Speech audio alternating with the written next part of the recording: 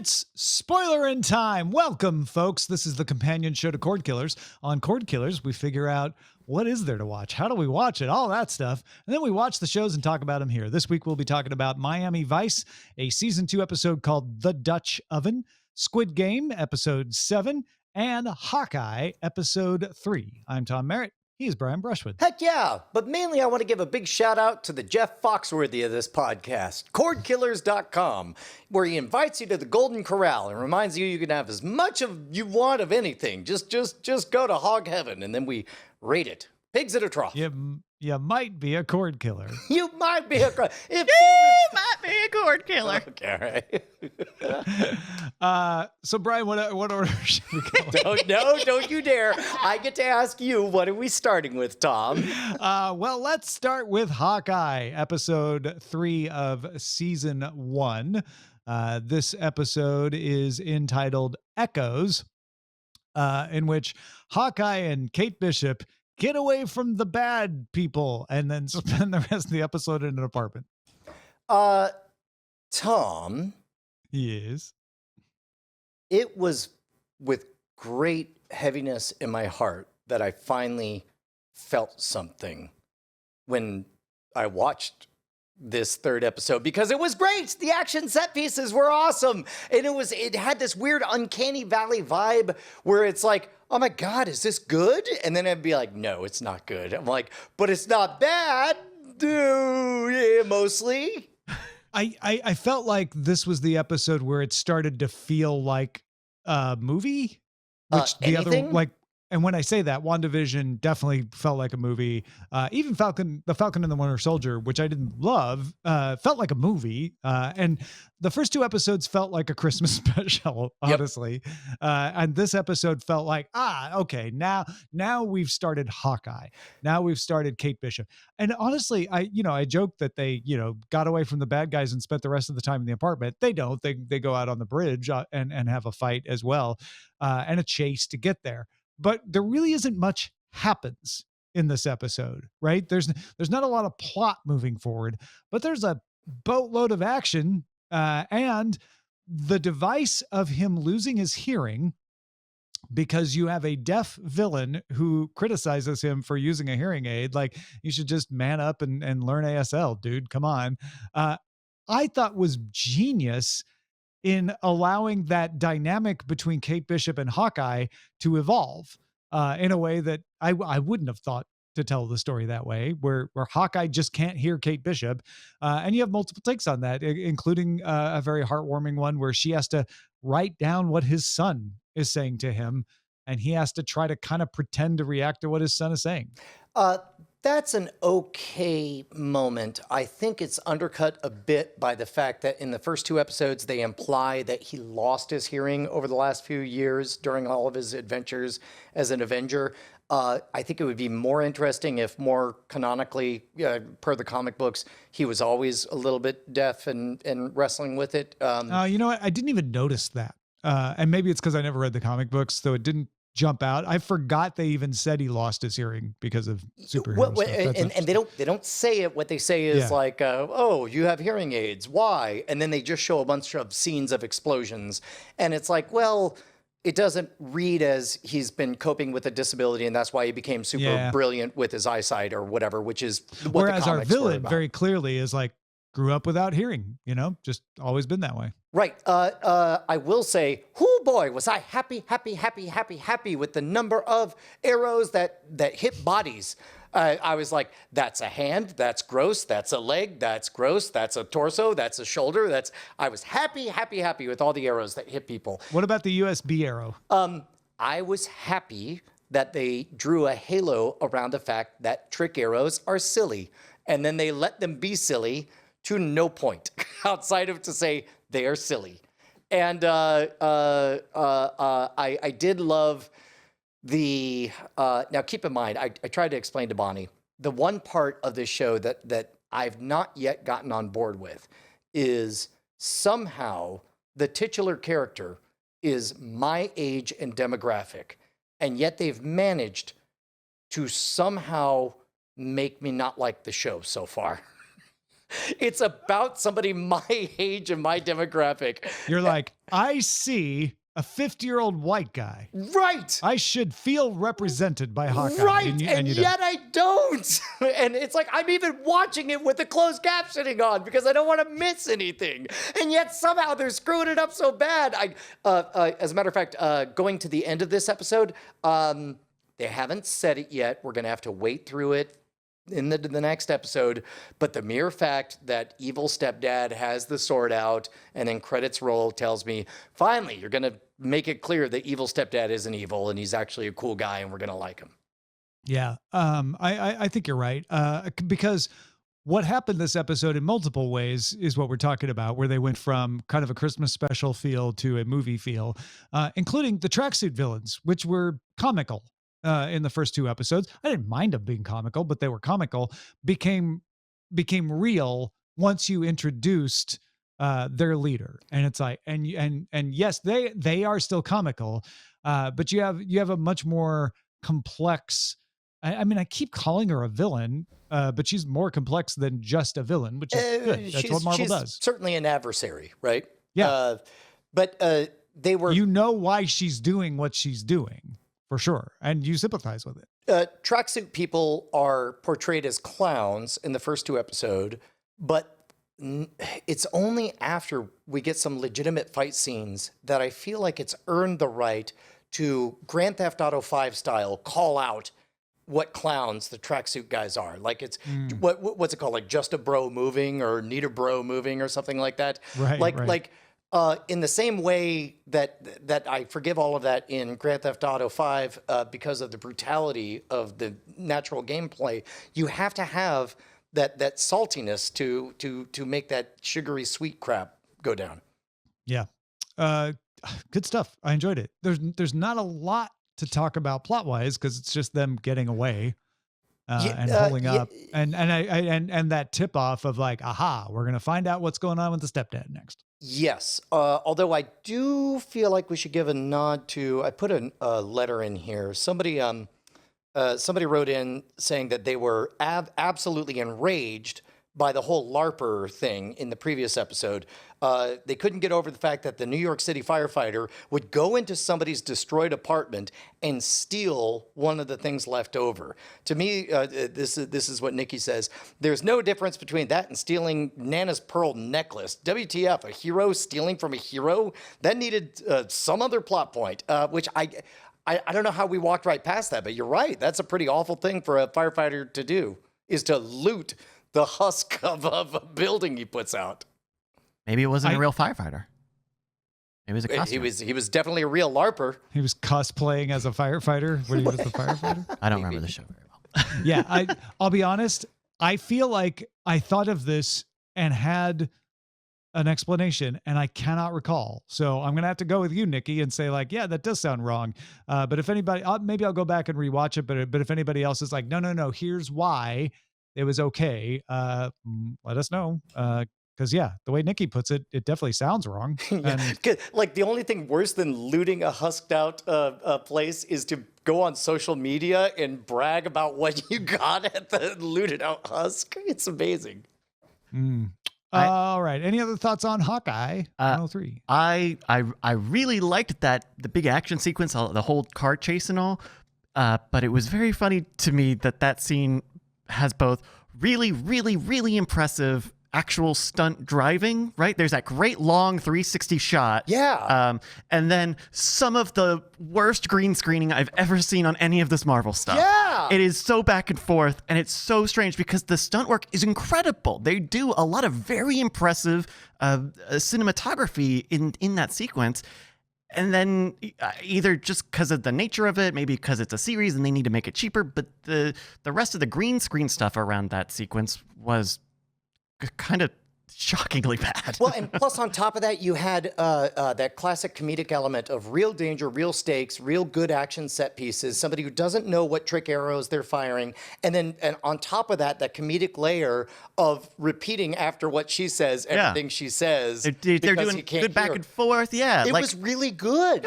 Which I mean, is if anybody who saw last week, that is a harsh 180 I'm pulling on this. Yeah. Much like he did in that catalog. Quite a bit of a stunt drive there with your opinion.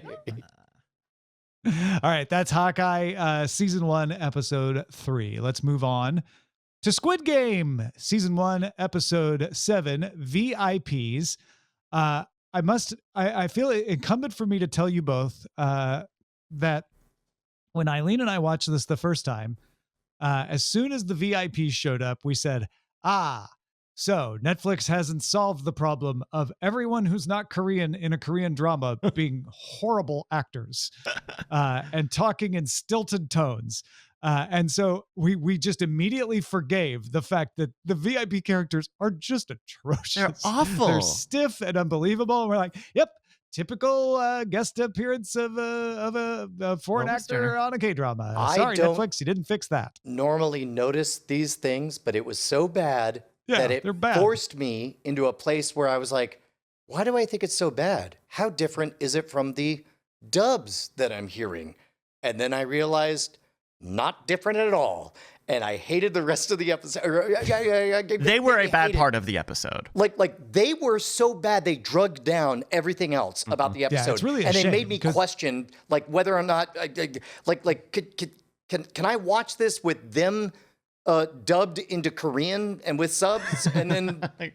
No, I'm gonna put it on watching, French so I can just. I'm watching the Korean version, and you hear them. You don't hear them in Korean. It's in English. You can kind of tell. I mean, you can't see their lips most of the time, but you can tell that the jaws are perfect. Matching it's not. Yeah, it's not just a subtitle match. Yeah. It's a perfect dub. There's a Slavic guy, and there's a French guy, and there's a Texas guy, and there's a non-Texas American guy, and it's like it's all.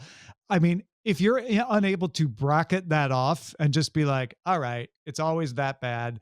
Let me just focus on the other parts.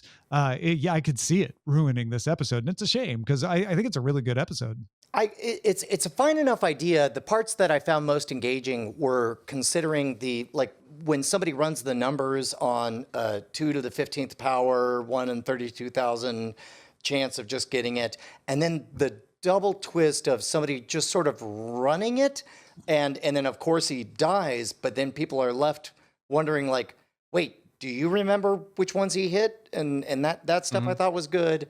All of the VIP stuff was garbage. It was bad. And I think part of the VIP stuff being bad was because it seemed like we understood their motivations or seemed to completely understand their motivations, which was they're just betting on a most dangerous game thing. Okay, cool. Okay. I hope there's more to this because this seems very rote. This seems kind of plain. Well, but it's the acting that saves it. And that's I'm willing to chalk up some of the acting to it being a foreign thing, but it did not escape my grasp how all of the VIPs had a certain flamboyance that is maybe not a great trope in villainy, but I'm willing to overlook that. Yeah, and who knows if that's even noticed or intentional or just an accident of who they happened to cast at the rate that they gave. I have no idea. But I will say it probably got lost. It actually doesn't sound like it got lost, but the effectiveness probably is blunted by the acting that we really haven't understood why Squid Game existed, right? We were like, okay, so you go to all this elaborate testing, and we understand how it works. We understand why you're getting these people because these people are willing to do it. But this is the revelation of who's doing this. What is the point? And the point is rich people entertainment. And that completes the equation of you use the most desperate people in the world to compete for what? For the amusement of the richest people in the world who are just, casually wanting to be entertained. It could have worked, I think, if it had been better done. Instead, it isn't enough of an idea on its own to stand up. It's also with the bad acting. And okay. It's got twin difficulties. One of which is maybe I'm alone in this, but that's what I assume since episode 1. Rich guy wants amusement. Sure. It doesn't have to be a shocker or a surprise. I don't think it's a twist. It's like, okay, great. It is closing what the Brian thread on that. suspected is Sure. true. And the more we revealed that element. But the more important thing is they make a big deal about the VIPs coming and then immediately kneecap the VIPs by having them say, yes, sir, who's more important than the VIPs? The lesser VIPs, who are not as important as you, are arriving in this episode. Okay, goodbye. And so it's like, well, now there's just a mask behind the mask or whatever. And we kind of don't, we only see the owl mask and whoever that man is taking the mask off before the front man takes over the hosting duties. So that is still kind of an unexplained thing. But yeah, it's poorly told, I think, that you have a host, right? You've shown that they've shown that outfit. I thought it was a rabbit. Is it an owl? It looked like an owl. I thought it was a fox. Yeah. I think there was a rabbit, but I thought the one that it doesn't was matter. it an owl? Anyway, it was an owl. They've shown that outfit in the room where the front man usually hangs out. And we didn't know what it was for. Then they show the VIPs with all the masks. You're like, oh, that's one of the VIPs. Then he's referred to as the host. Oh, your host can't be here. So it's not just a VIP who's above the other VIPs. This is the person putting on the games. And then they show him take off, or her, I don't know, take off the mask, and you get nothing else. It's like he's got COVID. I don't know. Like why isn't he showing up? We don't know. Kind of get the sense that I think they want us to think that the front man kills the host because the host takes off the mask, and we've seen that when you take the mask off, you die. Yeah, but he's the host. He's the person in charge of the whole shebang. I guess so. I did kind of like the world building of that the VIPs did of like, well, this is the Korean Squid Game or horrible games the or whatever. The best ones are always here. Korea, yeah, which is interesting, kind of an Olympics of weird like maybe they all self-loathing host move one. on Korea's part. And the Korean is the host here is the Korean host, but they all host one in their various regions from time to time. Yeah. Oi, welcome to Australia Squid Games. Have a trip But, on the Barbie. the French Squid You Game. better bounce around a lot. They're always Squid Games. They're not like a regional animal. Y'all gonna do the Squid Game, eh? Yeah, welcome to Norway. Coronation. Is this Squid Game? Yeah. At the Squid Game. Хорошо. Yeehaw, y'all, welcome to the Squid Game. We're so sorry it's the Squid Games, Canada. Yeah. I got it. What?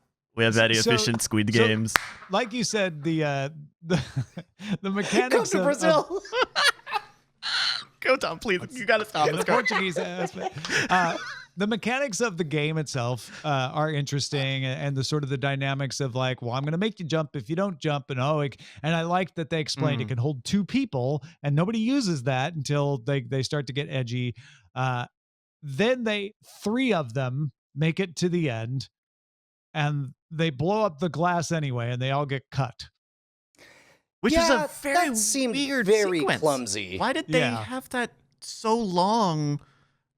And It wasn't like the effect was so good that I'm like, oh my God, that was so great. I want to see it again. For oh my 6 God, months. could I see it a 3rd time? Also, the one thing that's consistent through Squid Game is the violence always has a reason. The violence is always punitive because you didn't play well enough, or you lost and you got eliminated.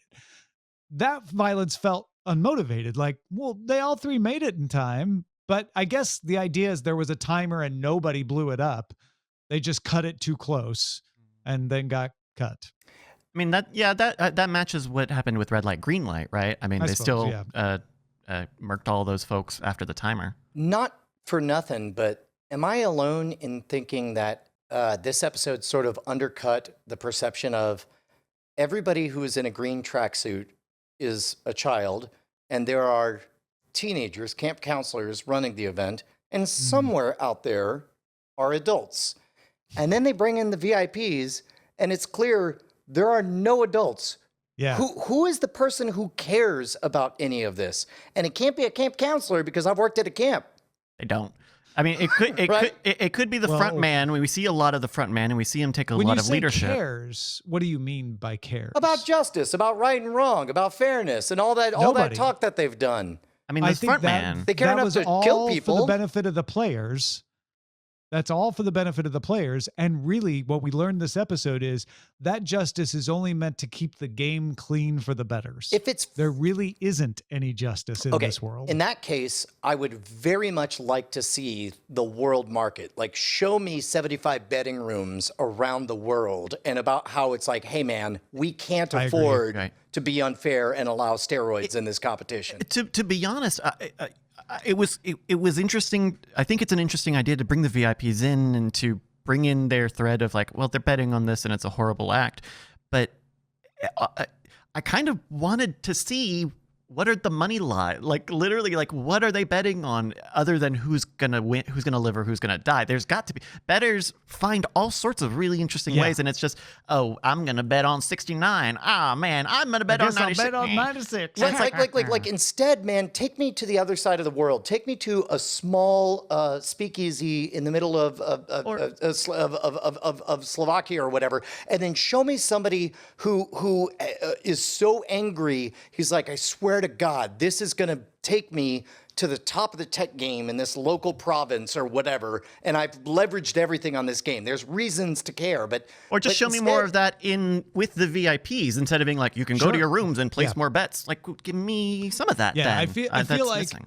Up until now, we've seen a very well polished, well decorated house, and then they opened the door and said, "And here's what's going on back here," and you see an unfinished basement. You know, it's like it's got good bones, this part of the story, but it's just doesn't feel finished and decorated the way it should be, because any of these things that you guys are talking about would improve it. I'm fine with there isn't justice. The reason this is done is for the entertainment of these bigwigs who are manipulating everything, and they just tell people there's justice, because there's all kinds of good metaphors to be had there.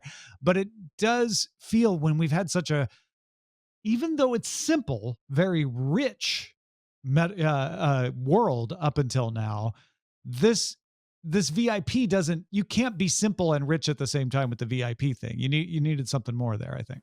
So I feel like the fairest thing to do as we go through Spoilerin time on each of these shows is to not rate them against each other, but against what I've expected from them. This week, Hawkeye punched above its weight. It did better than I expected. This week, Squid Game performed worse than I expected. Yeah. And I agree. I think I give this episode more of a pass because I'm used to the bad English acting in Korean dramas. But I also, in talking to y'all, feel like maybe I forgave some things I shouldn't have in this episode because of that. I've uncovered a little more parts of the drywall that need to be put in than I realized. But I think it's valid that you have, a different experience with the genre and come at it with a different understanding of those sorts of things. And I think it's helpful to understand that and see where all of this slots in. But I think even if you had really great actors in these VIP roles, I think you guys helped me uncover but there's still some stuff that would embellish it that didn't have to do with the acting and might have helped carry it even with the stiff acting. But now we only have our 3 protagonists in the last with 2 more episodes. Yes, we are down to 3 players. And they're all we only friendly. Have the guy who we like a whole lot, the girl who we kind of half care about but know she's from the wrong Korea, and the girl we hate. I wonder how everything's going to turn out. No, we have the guy friend, the smart. Yeah, the best friend. The best friend. Oh wait, the best friend who has twice now undermined guy we like. The girl we hate and the guy we hate died. Yeah, remember she grabs him. Oh, that's and they both plunge. Yep. You're right. I'll say one last thing about the game. Sorry, I was misremembering the moment where I was right, where I predicted she would just sat out that round. And that was great. Oh, right, we didn't talk about that. Yeah. Yeah, you nailed that. That's right. I kind of am surprised I thought that something that they would do in that glass panel game, you mentioned this earlier, Tom, is that the weak tiles could only hold one person's body weight and the strong ones could hold two people's body weight.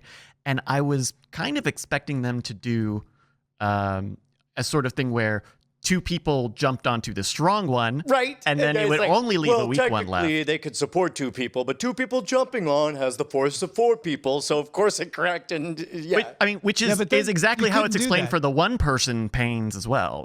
No, the one-person pains can take nobody. There's no one-person pain. There's pains that can hold up to two people, and then there's pains that will break immediately. The tempered glass can hold up to two people. Weird. Remember, because if you could have one person on the untempered glass, then they could have got across. Well, I figured it was actually what you said, Brian, which is like jumping on it increases the force at least enough to break it. So I thought that would be something that would come up, is that But they end up a little. If you break the tempered glass, then there's no way across. Well, and that what's gives you funny good is I thought the conflict. same thing. And then they all lose. I did not mind the sort of simplistic logic mind game that they were playing, where it's like you have to look. I've done enough Scam School episodes to know that you have to sort of set some kind of ground rules. Yeah. Any thoughts on on where we go next? I think the squid wins. I think the game wins. Squid! I think the Squid Game wins. All right, we got 2 more episodes of Squid Game. We'll talk about episode 108 next time. That is Squid Game 107. Let's talk about Miami Vice season 2, episode 5, depending on how you're counting. The Dutch Oven, in which I was very disappointed there never seemed to be a mention of a Dutch oven. I know. What's up with that? Well, I mean, certainly there was a lot of pressure, and I for one, There was an enamel glazing on everything. It's not a crock pot, though. It's a Dutch oven. Very heavy lid on.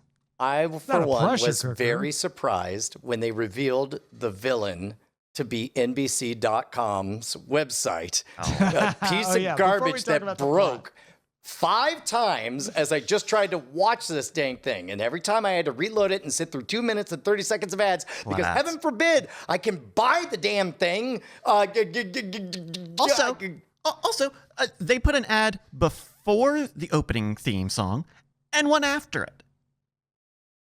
Yeah. Cool, great, awesome. That's a No, Bryce, lot of I ads. don't think it was cool at all. I think it was uncool. Yeah, that's why you thought that I was get cool, it. We Bryce. agree to I disagree, found I that to be guess. a negative myself. But obviously, December 1st, the 2 remaining seasons of Miami Vice on Stars went away. So Brian and I lost our ad-free way to watch this and had to join Bryce in the ad-supported world, where you can't watch it on Peacock. No. My Right? suggestion, you Or can't. maybe you can. My suggestion is the NBC But you app. can't buy it. That was can't buy it. the biggest issue. Is I was like, well, I'll just pay the $1.99. Nope. No, you won't. It's only available on NBC. You know what? I think it is available on Peacock. So maybe that's the ad-free move, is to pay for the ad-free version of Peacock. My pro I'm gonna tip is to use one of the NBC apps on your phone or on your set-top box. It will have all the same ads and stuff, but it will also work. I watched it on my phone today. I and- watched it on Apple TV on the NBC app. Yeah. No, it's not meant to be watched. It belongs in a museum. It belongs on a gigantic display with a bowl of cereal right in front of you. Yeah, your That's the only living thing room to watch. TV. No, you're Yeah. describing on a phone. But I'm saying if you have a set-top box, No, they no, have the Apple NBC app TV. on there. And the Apple Yeah. TV.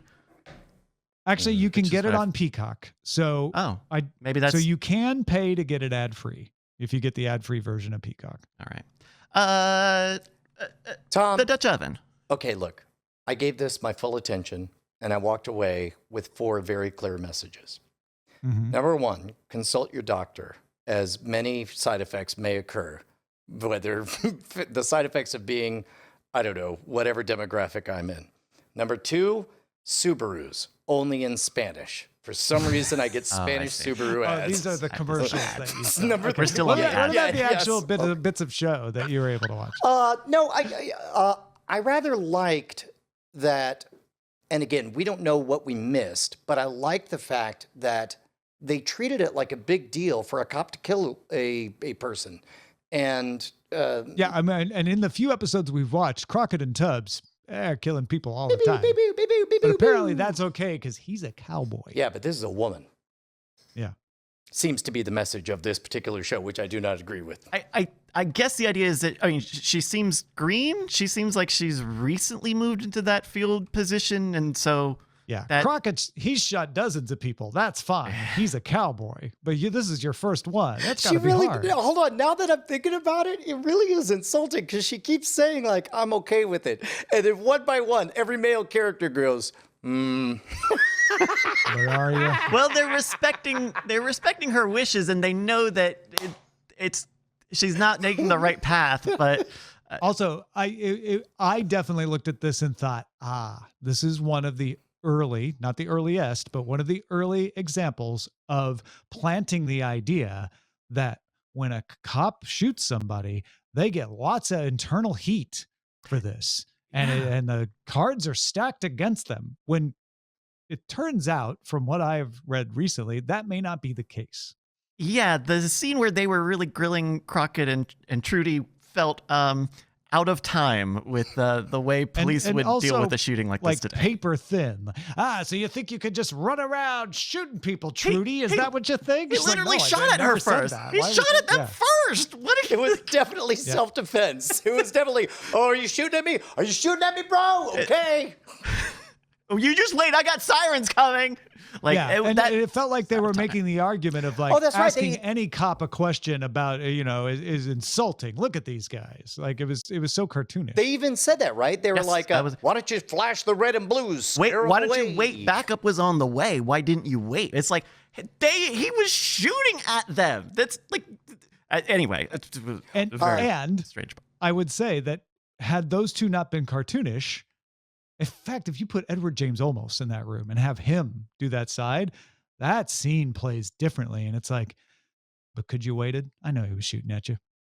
But could you have I waited? can hear him. I can hear his soothing voice where he's like, and suddenly you're like, you you know what? You're right. I probably, even though he was shooting, probably could like all, but that's not the point they wanted to You got to make learn anyway. to trust your friends. Yeah. You got a good almost. I feel like this may be the worst writing and acting so far. The trick is to just imagine you're shaving the entire time. That's how you do it almost. I'm Castillo. Wow, that works. Literally, See, it works. I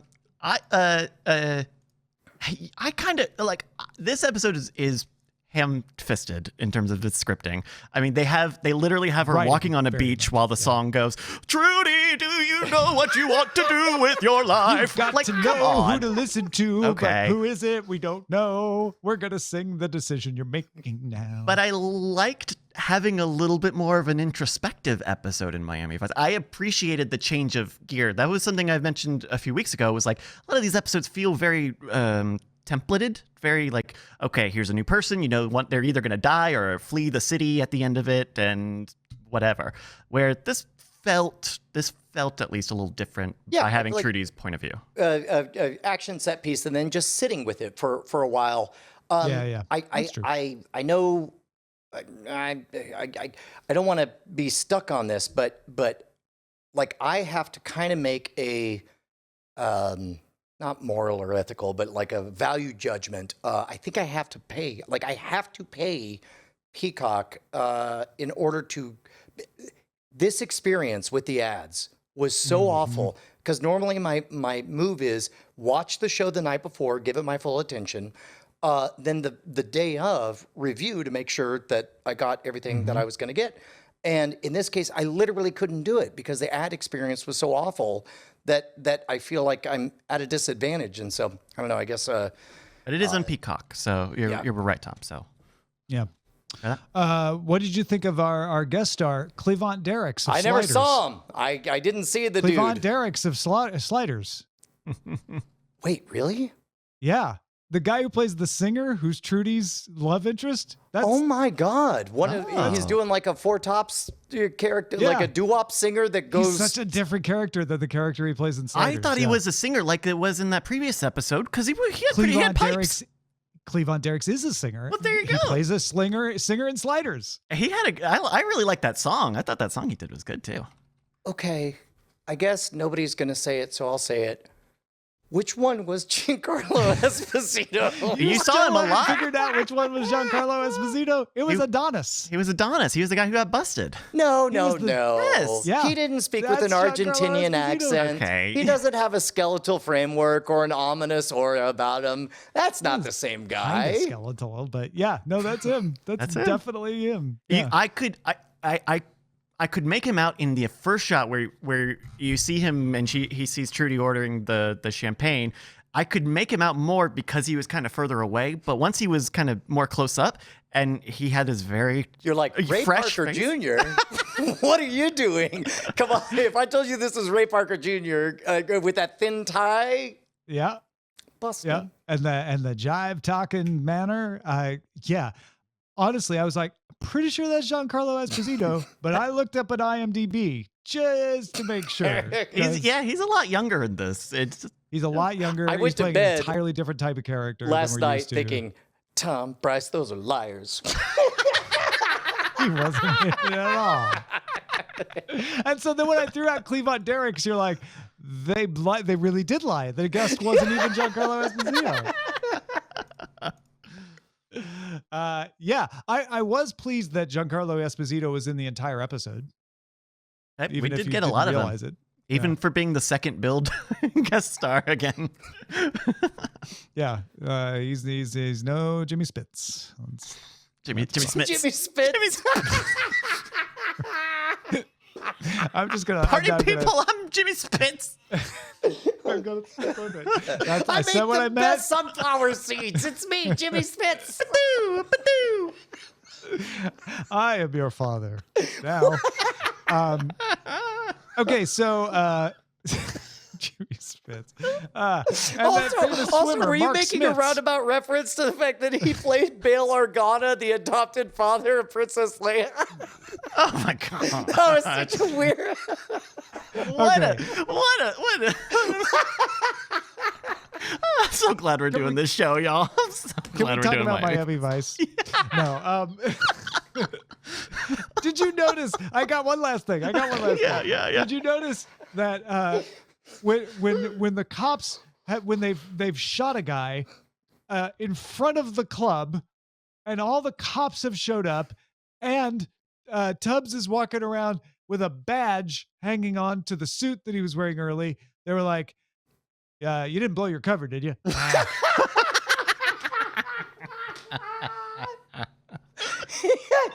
It was the intro was very strange that like clearly Tubbs got and they didn't go in after him at all until the guy Yeah. I don't know how I feel about this episode of Miami Vice, but this may be one of my favorite episodes of Spoilerin time we've ever had. 100% agree. Okay. Any other thoughts on the Dutch oven? No, but Tom, question: are you going to join me with the peacocking challenge? Yep. I think I'll have to. Yeah. we'll report back. And it's I should disclose it's a little cheaper for me because I've got an NBC employee in the family. So we already get Who's that? because there's three tiers, right? There's the free tier, there's the tier you pay for that still has ads, and then there's but fewer ads, and then there's the you pay premium and you get no ads. We get the free with ad, or we get the paid with ads tier for free. All of those are better than the tears you shed when you try to watch it on NBC.com. Yeah, totally, absolutely. I'm going to consult my doctor. I hope you will. My doctor recommended Peacock. For next time, we will be watching season 2 episode of Miami Vice, Bushido. So we're skipping 4 episodes ahead from the Dutch oven to Bushido, which features Dean Stockwell as the guest. Oh, dude, Yeah. I've already watched it. He's all like, listen up, Crockett and Tubbs. Ziggy says you only have 20 minutes before I turn into a Cylon. We'll find out when we talk about Miami Vice, Bushido next time on Spoilerin Time. What is this robot doing in my office? Miami Vice, Bushido, Squid Game 108, and Hawkeye 104, all next week on Spoiler Time. Thank you so much, folks, for joining us. You get these episodes early if you're a patron. So if you're not a patron anymore and you want to join the fun a little early, get it broken down a little easier to digest, you get them split up into individual compartments if that's what you want. Go to patreon.com/Cordkillers. We'll spoil you again next time.